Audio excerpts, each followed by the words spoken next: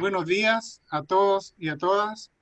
Les damos la bienvenida a la segunda jornada de historia que organiza la Sociedad de Historia de Yumbel.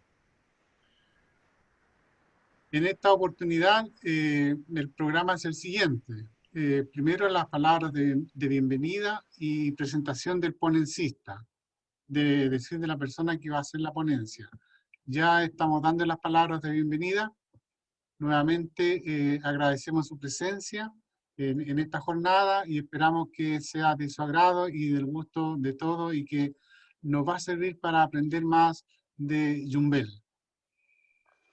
En esta oportunidad, quien va a ser ponencista va a ser el profesor Salvador Jaramillo y su ponencia se titula Orígenes de Yumbel, su historia militar. Voy a leer unos antecedentes curriculares del profesor Salvador Jaramillo. Salvador Jaramillo Jara es profesor de Estado en Historia y Geografía de la Universidad de Concepción, egresado en 1981. Su trabajo de titulación fue una memoria histórica denominada Orígenes de Yumbel, publicada más tarde en Cuadernos del Biobío como Yumbel del Fuerte al Santuario, en el año 1996. También es autor de la obra Orígenes de Florida, que fue publicado por la editorial Aníbal Pinto de Concepción en el año 1989. Fue becario del Mineduc, de CONICYT, durante el primer semestre de 1995 en la Universidad de Concepción. Actualmente se desempeña como docente en el Liceo Polivalente Luis de Álava, en la comuna de Florida, en la 8ª región. Dejo con ustedes entonces al profesor Salvador Jaramillo Jara. Muchas gracias. Saludarlos y agradecer la invitación de Félix Briones a este encuentro virtual sobre historia de Yumbel. Realmente la microhistoria o la historia local en el último tiempo ha ido tomando una relevancia significativa y se le está poniendo mucha atención. Bueno, a mí personalmente me vinculan lazos familiares con la comuna y con el pueblo de Yumbel, que tiene una larguísima tradición histórica de más de 3 siglos. Por lo tanto, hay situaciones emocionales que dicen relación con mis antepasados, particularmente por la línea paterna y materna, y eso me llevó precisamente cuando era estudiante a pensar en la posibilidad de escribir algo sobre la comuna de mis padres, de mis abuelos, de mis bisabuelos. Ahí recibí el apoyo importantísimo de 2 personas que hoy día no están con nosotros, que es el regionalista y polemista profesor Augusto Vivaldi, que Félix lo debe recordar, y él me ayudó mucho en esa línea. Y también quiero destacar también yo diría, apoyo de funcionarios que estaban también unidos con ciertos lazos familiares conmigo en ese tiempo, en el que era muy difícil llegar a las fuentes y a los archivos. Me acuerdo de un funcionario de la Biblioteca Pública de Yumbel de apellido Rivera, que me facilitó mucho material, incluso material que él había pedido a archivos españoles. Esta es una dificultad que cualquier profesor de historia, porque no me atribuyo la función de historiador, se va a encontrar a veces con una especie de centralismo muy fuerte para acometer la tarea de investigar sobre localidades que son relativamente apartadas o marginales de los centros importantes. Gran parte de lo que se encuentra, sobre todo en historia colonial, lo vamos a encontrar en el Archivo Nacional, en la Biblioteca Nacional, en la Sala Medina. Tengo entendido que hoy día se hacen esfuerzos a nivel de las instituciones locales. En Concepción hay un archivo regional, las universidades también tienen su parte. Me acuerdo, la Sala Chile había un archivo muy importante, pero era difícil consultarlo. Yo recuerdo que en alguna oportunidad quise hacer una investigación social sobre Yumbel y me tomé la molestia de tratar de preguntar en los archivos parroquiales de la iglesia. Si bien es cierto, existen, muchos están en el arzobispado de Concepción, los libros de bautismo, los libros matrimoniales, los libros de defunciones, pero no te los dejan ver con facilidad. Hay que tener mucho contacto para aquello. Bueno, eso, y pasar inmediatamente a lo que nos convoca, que es lo que yo les puedo contar de lo que es la evolución histórica de nuestra comunidad, de nuestro pueblo, de nuestra ciudad, que probablemente tiene que tener el título de ciudad por allá por el siglo XIX. Normalmente todos los pueblos que tienen cabildo y que más tarde se transformaron en municipios, tienen ese título otorgado a mediados del siglo XIX. Pero los rastros más pretéritos que encontré de asentamiento hispánico, por favor que no se me acuse de hacer la impronta, ¿no es cierto?, desde el lado de los conquistadores. Sé que la presencia de seres humanos en la zona es mucho anterior y tienen la misma validez que los que llegaron acá hace 5 siglos. Pero en este sentido, el fuerte de San Felipe de Austria, un fortín, fue instalado en la zona por el gobernador Alonso de Sotomayor, y este fuerte probablemente fue escogido en la zona por la estrategia visual que tiene sobre el Valle Central. El fuerte de Alonso de Sotomayor, San Felipe de Austria, recuerda obviamente la casa regente de Europa, pero el nombre que perduró va a ser Yumbel. Y yo, investigando un poquito ahí sobre la etimología, yo sé que hay muchas discrepancias con respecto a ella. La palabra Yumbel dice mucho relación con lo que es nuestro pueblo. Se habla de el concepto de primer barro, es decir, cuando el viajero que venía del oriente, que era habitual hacerlo por la zona donde está el sector de Cabrero, Laja, hacia acá, se encontraba en el momento del invierno con los primeros suelos arcillosos, ¿no es cierto?, los suelos, por así decirlo, gredosos de la zona, y probablemente, ¿no es cierto?, esos suelos generan la posibilidad de dificultades al caminante. Por lo tanto, Yumbel como que lo refleja bien. Este fortín fue destruido en el levantamiento de 1598, encabezado por el Toque Pelantaru.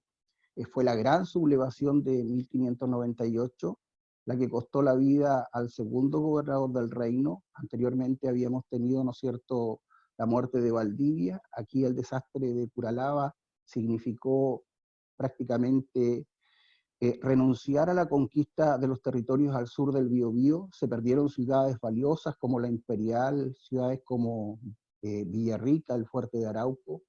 Lo único que subsistió fue Valdivia, pero lánguidamente.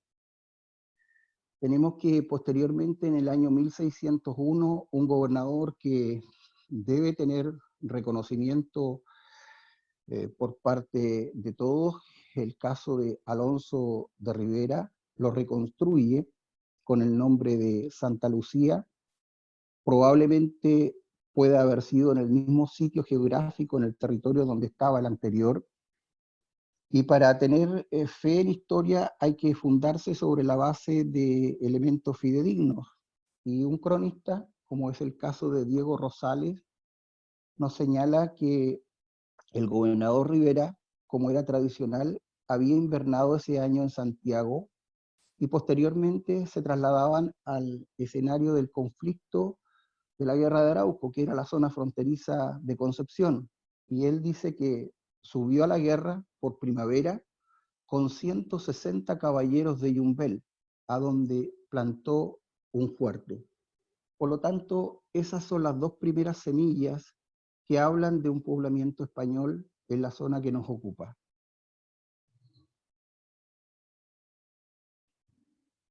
Bueno, a principios del siglo XVII, 1600, Alonso de Rivera propone una serie de reformas que son tremendamente importantes y que dice relación con la estrategia equivocada que se siguió en tiempos de la conquista para el dominio efectivo del territorio.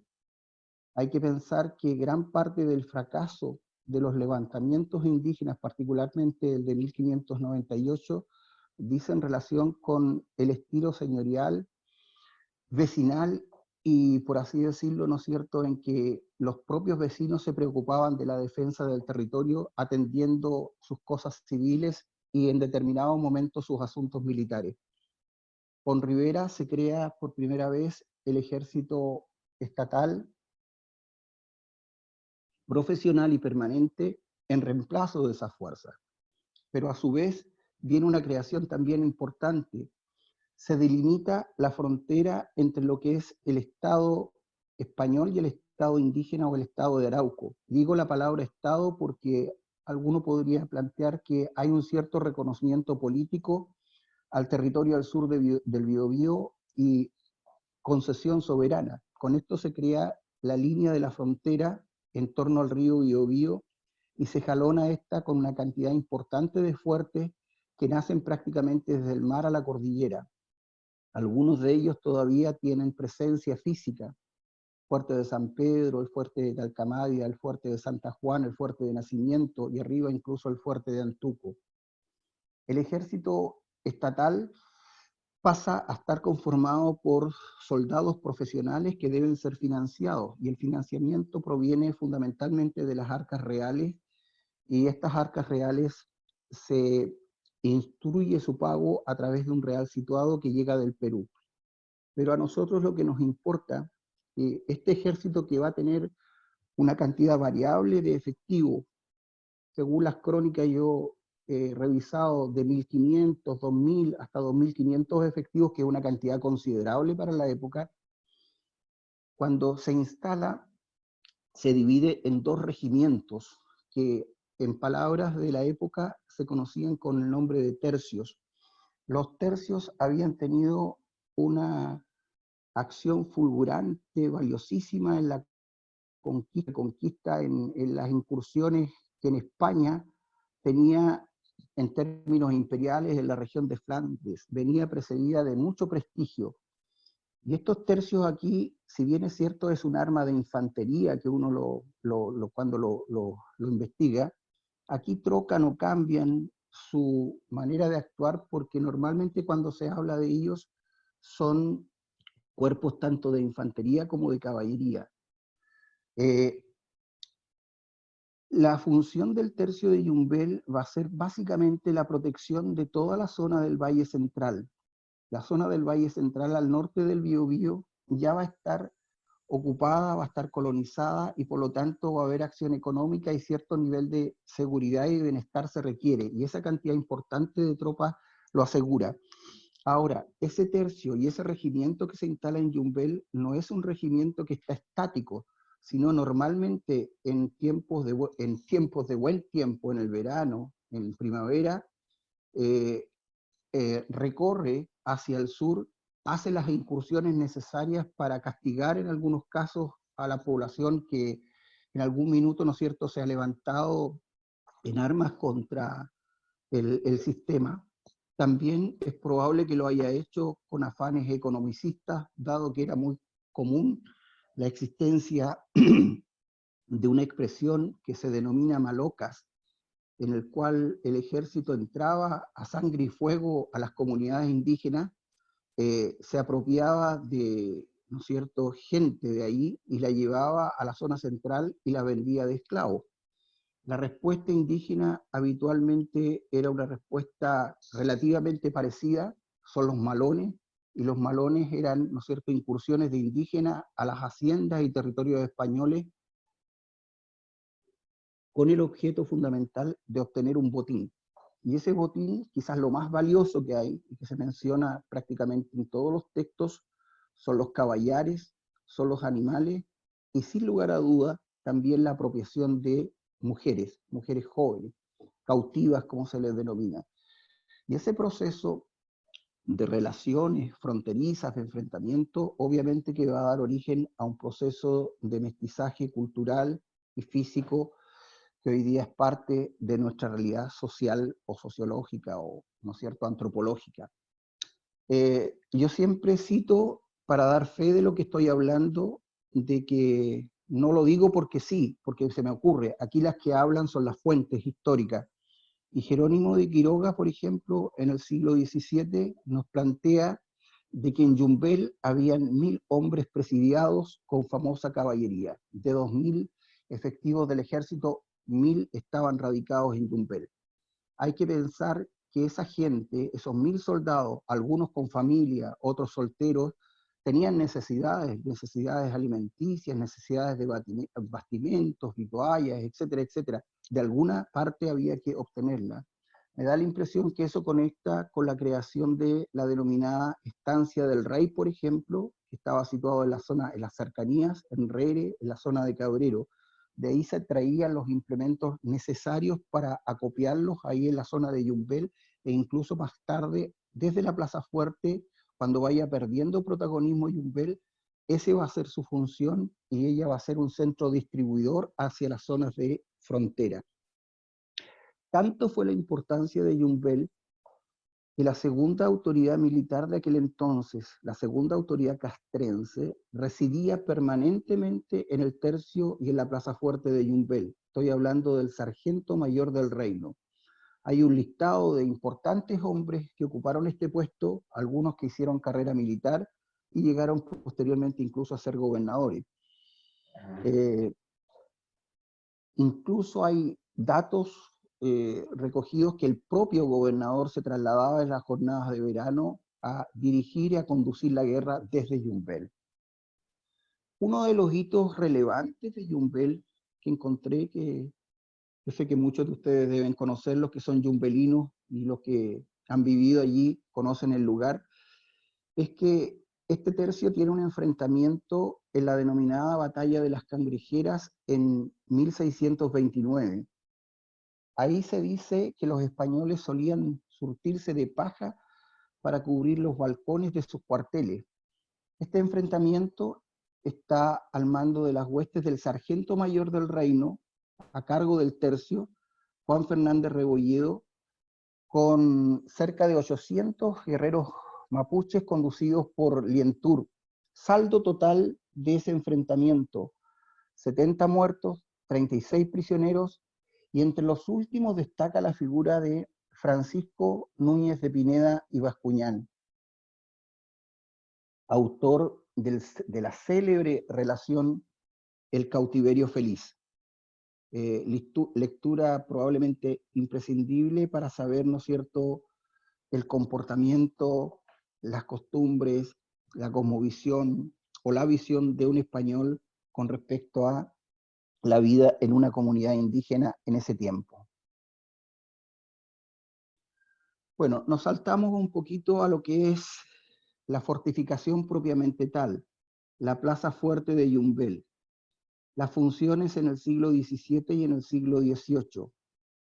En un primer momento, la plaza cumple la importante misión de ser un centro distribuidor de bastimentos para gran parte de los establecimientos militares existentes en la región fronteriza. Un gobernador de mediados del siglo XVIII, Amat Llonet, dice textualmente que esta plaza sirve para escala de las tropas y de los víveres y pertrechos que se destinan a las demás plazas. Es verdad, en el siglo XVIII ya Yumbel ha ido perdiendo protagonismo, la guerra se ha centrado más al sur, y por lo tanto Yumbel simplemente es un centro de abastecimiento.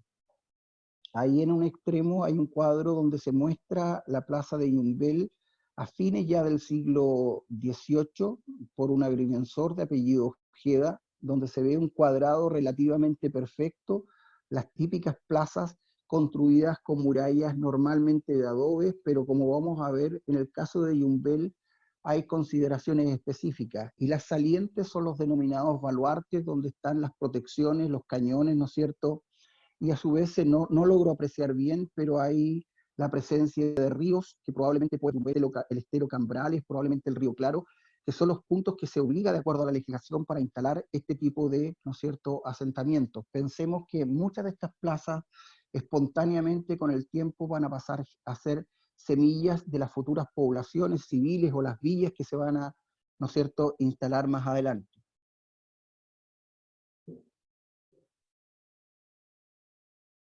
Quiero citar a un historiador recientemente fallecido y que para cualquier historiador que quiera hacer un estudio sobre historia urbana de Chile es imprescindible su consulta. Me refiero a Gabriel Guarda en su Historia Urbana de Chile. Él nos plantea que las plazas fuertes se caracterizan casi todas por tener muros, por ser muradas, y por tener una serie de servicios de acuerdo a su proporcionalidad. Dentro de ellas encontramos iglesias, cuarteles, casas, habitaciones, hospitales, cárcel, todo esto construido y mantenido a expensas del erario real o del rey. Hacia 1762 hay una descripción de ese cuadrado que aparece ahí en el extremo derecho. Fíjense lo que dice, y es un tanto ya el momento en que la plaza empieza a perder, ¿no es cierto?, su estructura a lo mejor moderna y se empieza a deteriorar y a abandonar. Se presenta como un cuadro mal formado, dice el autor que cito. Su fortificación tiene 4 cortinas o lienzos de pared que prácticamente no merecen el nombre de murallas. Las otras 2 son de piedra y las otras simplemente de madera o de ruin tapia. Es probable que la plaza haya sido, ¿no es cierto?, destruida en términos absolutos en los procesos de la independencia, dado que si todos mencionan que fue importante, lamentablemente esos sucesos determinaron que simplemente hoy día no tengamos ningún vestigio de ella. No hay ningún resto de las murallas y solo intuimos incluso dónde estuvo ubicada. Bueno, como para ir finalizando, quiero señalar que la villa de Yumbel, el pueblo, no tiene claro su nacimiento. Nadie se puede atribuir la fundación de Yumbel. No hay acta de fundación. No hay un gobernador que a través de un acto de auto de población declare, ¿no es cierto?, que vamos a delinear la ciudad, vamos a colocar los solares, vamos a repartir, ¿no es cierto?, los solares a los vecinos respectivos. Eso no aparece, por lo menos en mi investigación de hace muchos años no encontré el dato.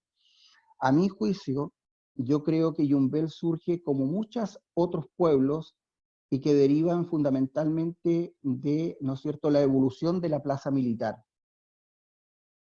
Aquí Juan de Ojeda, que es un agrimensor, en 1793 nos da una visión de lo que podría ser el germen del pueblo. Dice, la población que se ha formado dentro y fuera de esta plaza, de la plaza de Yumbel, es de las mayores de la frontera, y aunque no está ordenada, hay una especie de caos, hay casas buenas y algún vecindario lucido, el desorden, sugiere él, pudiera remediarse antes que aumentara y fuera más sensible, reglamentando el desvío, probablemente el de sacar algunas casas, desocupar algunas habitaciones para intentar rectificar las calles y delinear su plaza. Esto probablemente no ocurrió. Hubo población intramuros y extramuros, probablemente un poquito más ordenada dentro de las murallas, que eran en un primer momento habitaciones fundamentalmente para el mundo militar. Y lo que yo tengo abajo es un plano de la villa de Yumbel, que a mi juicio, esto yo no lo he investigado en el siglo XIX, debe ser el resultado de lo que sucedió después del terremoto de 1835, el famoso terremoto denominado La Ruina, del cual Darwin fue testigo, que dejó en el suelo prácticamente la ciudad de Concepción y todos los pueblos aledaños. Producto de ese desastre natural de una magnitud, yo diría, equiparable al último terremoto que tuvimos, gran parte de los pueblos tuvieron que ser reconstruidos, muchas veces en otros sectores o en sectores aledaños, por ejemplo, donde estaba la Plaza Fuerte. Y lo que se observa allí Es un plano, un casco histórico muy bien delimitado, con calles, con manzanas, estilo damero, probablemente con numeritos asignados, ¿no es cierto?, a cada uno de los vecinos. Y ese es el Yumbel que sobrevive y es el que perdura, por supuesto, con las transformaciones del tiempo hasta nuestros días. Y por último, quisiera mostrarles una hoja de lo que son las revistas militares que se pasaban en aquel entonces. Esta hoja que me la entregaron desde el archivo de Sevilla, tengo entendido, ese funcionario que trabajaba en la Municipalidad de Florida de hace muchos años, aparece el listado de los soldados que están en Yumbel, y la visita la realiza en ese tiempo Ambrosio Higgins, cuando tenía una función relevante, el mariscal de campo Ambrosio Higgins, y hace una detallada, ¿no es cierto?, análisis de cada uno de los soldados y oficiales que están en esa guarnición. Aparece el origen, la patria de donde vienen, el estado civil, aparece los años de servicio que tiene, el destino en el cual están, aparece si tienen fusil o no, e incluso hasta la estatura del soldado. Y a mí me da la impresión de que muchos de esos nombres que ahí aparecen, que no se ven muy claros, habría que estar, ¿no es cierto?, tener el documento en mano, son los ancestros de muchos de los pobladores que actualmente viven en Yumbel, porque muchos de los apellidos que ahí aparecen se repiten en los apellidos más comunes que hay en la localidad o en las localidades cercanas.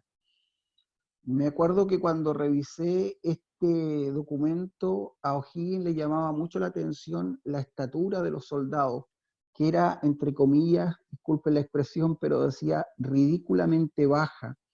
Eso me hace pensar que es obvio que, si bien es cierto, ellos están calificados como españoles ahí, particularmente a nivel de la oficialidad, hacia abajo la gente que cumple funciones de soldado, obviamente que tienen una cantidad de sangre mezclada, lo que hace probablemente que los niveles biométricos de ellos sean un tanto distintos. Este es un buen archivo como para hacer estudios genealógicos, junto con los archivos parroquiales y otros más.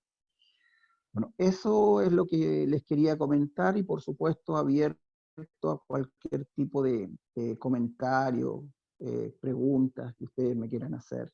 Para eso estamos. Muchas gracias. Bien, agradecemos la ponencia que nos ha presentado el profesor Salvador Jaramillo Jara, titulada Orígenes de Yumbel, su historia militar. Ahora pasamos a la sesión de preguntas y respuestas. Si hay alguna consulta, alguna pregunta, un comentario, se ofrece la palabra a todos los participantes. Bueno, felicitaciones al profesor Salvador por su interesante exposición. Me parece muy valioso los antecedentes que nos entrega. Ahora, me llama la atención, por ejemplo, un dato que, si bien es cierto, él ataca la parte fundamentalmente de la historia militar. En la fundación de la ciudad, ¿hay alguna fecha determinada, oficial, que sea la fundación de Yumbel como tal? Profesor Roberto, habitualmente las autoridades se ven compelidas por la necesidad a veces de dar el gusto a la población de generar una fecha. Sí. Pero en historia, nosotros, si no tenemos el acta de fundación, el autor que promueve esa fundación, los vecinos que participaron, es obvio que esa es una información que no tiene fundamento histórico. Yo lo que creo ver en lo que se observa en las fuentes históricas de Yumbel es que Yumbel fue generándose como una población espontánea, derivada de la villa, perdón, de la Plaza Fuerte. De la plaza. Y a medida que pasó el tiempo, por supuesto que van a haber otros hitos. Un hito importante puede ser cuando Yumbel se le asignó el cabildo. Y desde el momento que se le asigna el cabildo, que es la representación de los vecinos del lugar, ¿no es cierto?, ese hecho la transforma normalmente en una villa formal. y habitualmente se concede el título de ciudad con respecto a aquello, y esa es una fecha relevante, pero como todos sabemos, Yumbel es mucho más que una historia republicana, es una historia que hunde sus raíces prácticamente con la conquista, por lo tanto, la aparición del Fortín, la creación del Fortín de Alonso de Sotomayor, que es la semilla primaria de asentamiento hispano ahí en la zona, yo creo que puede ser también una fecha muy significativa. Pero la villa propiamente tal, yo por mis antecedentes no he encontrado, como se denominaba en el lenguaje jurídico de la época, un auto de población que lo proclame específicamente. Perfecto, muchísimas gracias, profesor. Y la última pregunta dentro de las curiosidades que se me plantean. En ese listado de oficiales y de Soldados. militares que aparecen allí, ¿hay algunos apellidos que sean, digamos, actualizados a hoy día? Entre la familia yumbelina, por ejemplo. Hay apellidos que tienen raigambre en la zona de Rere, hay apellidos que están vinculados con Yumbel, hay apellidos como, o sea, no me acuerdo específicamente en este minuto, pero incluso el apellido nuestro, aparece ahí el apellido Jara de algunos soldados, pero insisto, estos son soldados muchas veces reclutados incluso en el Perú, son reclutados, que aparezca con el nombre de español no significa que la patria de él sea hispana, muchos son, ¿no es cierto?, pero ya tienen una condición distinta del resto de la población, pero hay muchos que están vinculados con la zona Bermedo, o hay otros apellidos por ahí que son netamente yumpelinos, y uno los puede asociar con que probablemente gran parte del pequeño campesino o el mediano campesino que es parte de la demografía yumbelina, viene de estos soldados que una vez que se retiraban, compraban las tierras respectivas o por gracia a veces la corona le otorgaba parte por su contribución de una cierta cantidad de tierra, que era la riqueza de aquel entonces, y se quedaban en la zona, dando orígenes a familias muy extensas. Muchísimas gracias, profesor. Muy interesante. Muchas gracias. Por favor. Jaime Gacitúa, me parece, Rodrigo Vivero después. Rodrigo Vivero, por favor. Perdón. En primer lugar, mis felicitaciones al profesor Jaramillo. Yo tengo acá su libro, que lo tengo hace bastante tiempo y que me resultó muy interesante y motivador justamente para yo participar e interesarme por estas cosas históricas. Quiero hacer una breve acotación y que es concordar con él en que el origen del nombre de Yumbel, para mi gusto, es más bien el que él dice, o sea, asociado con el barro de ese tiempo, ¿ya? En el diccionario de Pedro Armengol de 1918 vienen las dos acepciones, ¿ya? Ahora, yo creo, me parece a mí que es más válida esa de estar con los pies en el barro, más que la luz resplandeciente, que más bien parece ser muy acorde a nuestros tiempos, en que estamos preocupados de las luces y de las cosas fantásticas. Ahora, obviamente mi opinión no es la decisiva, pero sí creo que es un buen motivo para que nosotros como sociedad lo investiguemos y tratemos de acercarnos lo más posible a la verdadera acepción del nombre de Yumbel. Eso era, gracias. Gracias, Rodrigo. Bueno, yo recojo lo de el señor Vivero en el sentido de que el tránsito que se hacía en aquel entonces, en un primer momento, era por la zona de la isla de La Laja. La isla de La Laja, cuando llega a Valdivia, que la zona, les resultó tremendamente difícil cruzarla. Hoy día uno no imagina, con todas las plantaciones forestales, lo que era eso, era un verdadero desierto. Ahí el Trumao, producto de las antiguas erupciones del Antuco, hacía que cuando se caminaba y se llegaba a los primeros contrafuertes de la cordillera de la costa, ¿qué es lo que encontraba uno en invierno? Barro. Y el barro, la arcilla, ¿no es cierto?, hacía que incluso los caballos, las personas se empantanaran, y naturalmente que ¿cuál era ese? Era el primer barro que los viajeros encontraban, y por lo tanto, primer barro está asociado a la palabra Yumbel, y yo creo que calza perfectamente. Yumbel está localizado en las estribaciones ahí precisamente del inicio de la cordillera de la costa. Y desde Yumbel se observa de una manera panorámica, muy evidente, todo el Valle Central y toda esa zona. Por eso, creo que está bien. Gracias, Salvador. Salvador, si me permiten, yo quiero comentar algo y preguntarte también si nos puedes aclarar o expresar un poco más, explicar un poco más qué es lo que era el tercio, ¿ah? El tercio más detallado. Y segundo, Yumbel, tú lo nombrabas como centro primero militar, ¿cierto? Y después ya fue un centro de abastecimiento. ¿De dónde venía esto? O sea, ¿de dónde se abastecía? Primero la estancia del rey, nombraste tú, pero ¿había algún lugar que viniera de afuera que abasteciera a los soldados? Porque si los soldados están peleando, difícil, ¿cierto?, que se dediquen a la actividad agrícola. Entonces, ¿cómo lo hacían?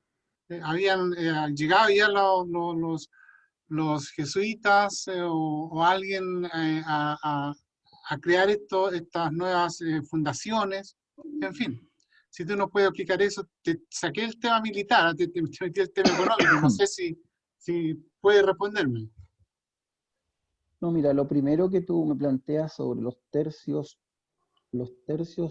estos regimientos que tienen y vienen precedidos de un enorme prestigio en Europa, sobre todo en Flandes, que le dieron tanto, ¿no es cierto?, seguridad, éxito en las incursiones de los españoles en esa zona de los Países Bajos, probablemente llegan a Chile traídos porque los consideraban un arma inexpugnable, pero eran armas de infantería fundamentalmente. Cuando Alonso de Rivera hace las reformas y trae los tercios aquí a América en 1600 y tanto, yo lo que encuentro en la fuente es que están conformados tanto por el arma de infantería como de caballería.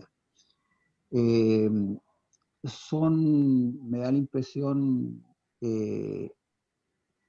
regimientos militares que gozan de determinada rapidez, tienen condiciones distintas al resto, son grupos numerosos, tienen un mecanismo de defensa distinto, usan armas que son un poco más sofisticadas, unas picas un tanto más largas, los caballos tienen una preparación más, hay más profesionalismo, pero eso es lo que yo puedo señalar con respecto a aquello.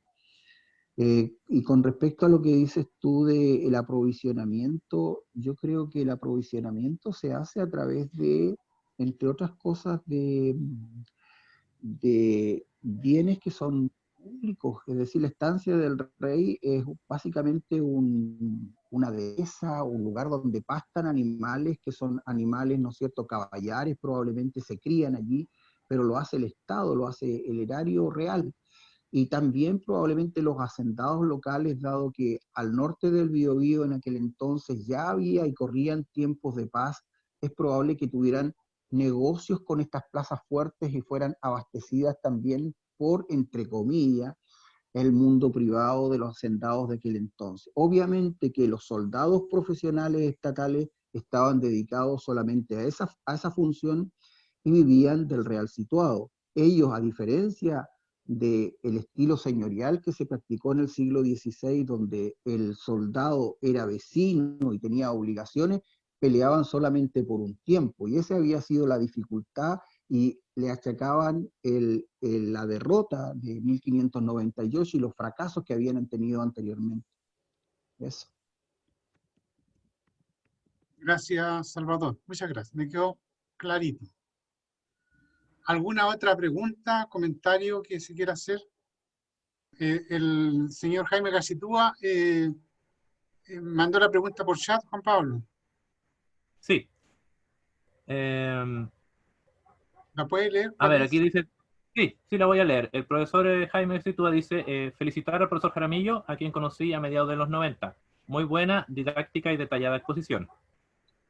Comentar que Alonso de Ovalle, en su histórica relación, menciona expresamente la fundación de los fuertes del Espíritu Santo y la Trinidad en tierra de Yumbel, eso en comillas, y pudiera haber ahí una fuente interesante de investigación. Bueno, la historia no se agota y siempre cuando uno inicia estos trabajos se abren líneas de investigación nuevas, obviamente. No cabe duda que también la impronta económica del sector, sobre todo la existencia de campos que son muy productivos en la época colonial, van a determinar de una u otra manera que Yumbel empieza a tener un protagonismo importante. Ya lo dice en algún minuto que la Plaza Fuerte es el centro abastecedor de todas las demás plazas que están en la frontera. ¿Por qué? Porque todos los campos en los alrededores de Yumbel gozaban de tierras ubérrimas, feraces, por así decirlo. La producción de trigo, la producción de vino era importante y probablemente se acopiaban en el lugar, y eso fue dando origen después incluso a la instalación de la iglesia de manera formal, y la iglesia formalmente todos sabemos lo que va a significar más tarde San Sebastián, y el tremendo edificio arquitectónico que tenemos en Yumbel, que le va a dar, ¿no es cierto?, seguramente consistencia al pueblo que hoy día tenemos, pero las causas económicas también hay que considerarlas, y lo que señala que hay otras fortificaciones que muchas veces son de menor cuantía. Por supuesto, los estudios con respecto a eso no se han hecho, por lo menos de mi parte. Gracias, Salvador. ¿Alguien más había pedido la palabra? Otto. Bueno, primero que nada agradecer al profesor Salvador por su excelente exposición y aporte. Y también agradecerle que su memoria histórica del año 81 ha sido una de las más importantes dentro de los últimos 30, 40 años en torno a las investigaciones sobre nuestro pueblo. De hecho, su memoria histórica me sirvió mucho para mi tesis de pregrado el año 2010. Y agradecerle de antemano, profesor, por su excelente aporte. Gracias. Mi consulta tiene que ver más bien con el tema de bueno, dentro del relato oficial o de la construcción de lo que tiene que ver con el relato histórico de Yumbel, o la historia oficial, digamos, establece la fundación y refundación de 7 fuertes, desde el fortín de San Felipe de Austria en 1585 hasta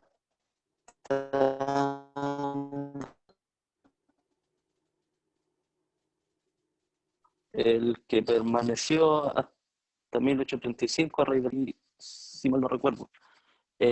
Específicamente, o sea, mi consulta va específicamente en el periodo entre 1603, que es la fundación del segundo fuerte, el Santa Lucía de Yumbel, hasta el de 1666.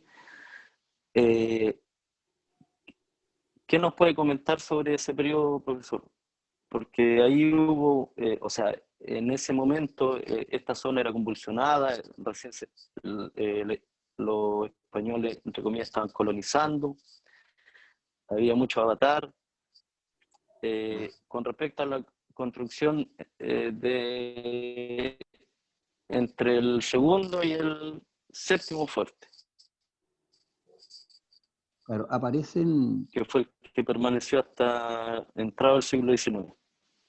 sí, es verdad, aparece una cantidad de fuertes reconstruidos. Y mira, entre otras cosas, las razones que provocan la reconstrucción de los fuertes es que el material del que están hechos es un material que no es sólido. Las habitaciones son de madera. Yo en algún minuto dije que iban a buscar paja al sitio de las cangrejeras para colocarla en los cuarteles. Por lo tanto, yo tengo 2 registros de 2 incendios, pero que son dantescos, por ahí por 1660 están registrados, que acabaron completamente con prácticamente la plaza entera, la plaza. Por lo tanto, necesariamente llevaron a una reconstrucción de un fuerte determinado. Ahora, la labor de los nuevos historiadores es precisamente compulsar las fuentes, pues, pero no hay que ir a las fuentes, yo diría, clásicas, que son las de Barros Arana, Encina, que pasan marginalmente Yumbel prácticamente de largo porque lo escucharon. Aquí hay que ir simplemente a los archivos respectivos y reconstruirlas con pruebas documentales que tengan realmente peso. Y esas las podía encontrar acá o en España. Ahora, otro dato, mira, hay una relación que a mí siempre me ha saltado la duda, porque la plaza fuerte de Yumbel siempre está protegida con 30, 40, 50 soldados. Pero yo hablaba de que el tercio son 1000 soldados. Y eso es prácticamente un campamento enorme adosado probablemente a las cercanías del fuerte. Pero el tercio no es un regimiento que sea estático, es un regimiento con una enorme movilidad y permanece a veces 2 meses en Yumbel, a veces lo trasladan a la zona de la frontera, cerca de ahí de Purén, cerca de Angol, está 2 años, 3 años, vuelve nuevamente. Esa maquinaria de guerra de cantidades de hombres es un ir y venir, pero la plaza fuerte de Yumbel con el fuerte está guarecido con muy pocos soldados y cumple la función que yo acabo de ver. Pero la pregunta tuya específicamente, ¿qué sucede con esos fuertes en específico hasta llegar a 1835? Es una tarea que está para ustedes, pues, para que ustedes la puedan de una manera más precisa hacer una monografía, una investigación de cada una de ellas, que sería tremendamente valioso también aquí. Eso. Gracias, Salvador. Gracias. ¿Alguna otra pregunta, algún comentario sobre Rodrigo? Solo una pequeña acotación. Bueno, para el caso de don Salvador, yo no soy historiador, ¿ya? Yo escribo. Pero quisiera aportar un pequeño datito, porque estuve leyendo un libro que se llama Desengaño y reparo de la guerra del Reino de Chile, que es de Alonso González de Nájera, ¿ya? Y en ese libro, Alonso González de Nájera, todo esto estuvo aproximadamente por ahí por 1607 acá en Chile. Y en ese libro él habla de los fuertes y dice que los fuertes son una empalizada. Estamos hablando obviamente de los primeros fuertes.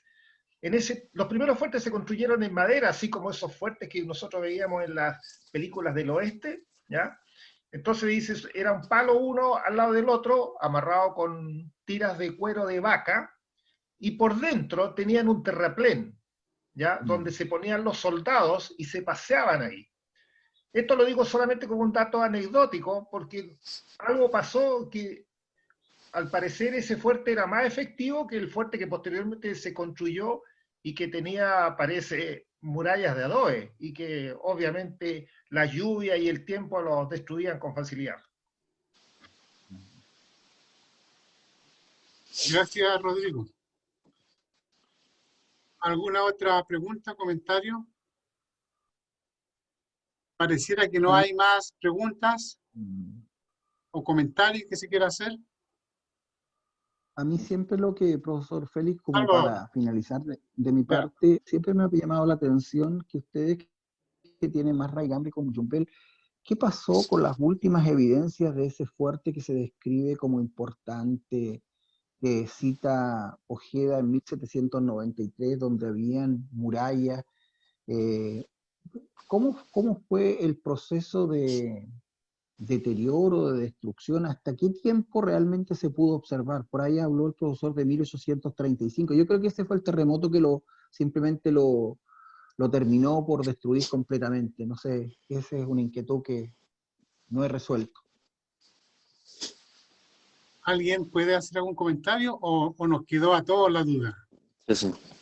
De hecho, el último fuerte, el de 1666, titulado San Carlos de Austria, hay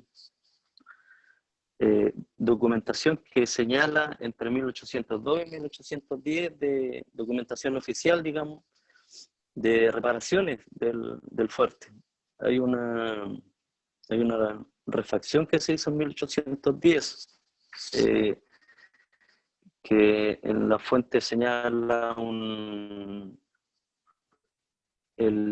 como el presupuesto de la obra, todo lo que se utilizó, las tejas, la madera, los postes, y revisando igual, hay otra en 1762-63 sobre un documento que se llama La ruina de Yumbel, sobre las lluvias de invierno provocaron un estado muy ruinoso de la plaza, y describe que prácticamente está abandonada la plaza fuerte. Una consulta, profesor. O sea, si bien se señala que la función de Yumbel, del fuerte, fue primero una función militar, estratégica, después fue una función más bien logística de distribución de pertrechos, de bastimentos, de víveres para las tropas, que está... o sea, una de los temas es que cuando ya se coloniza la isla de La Laja a mediados de 1700 con la fundación de Los Ángeles, Los Ángeles cumple a partir de esa fecha la función que antiguamente cumplía Yumbel.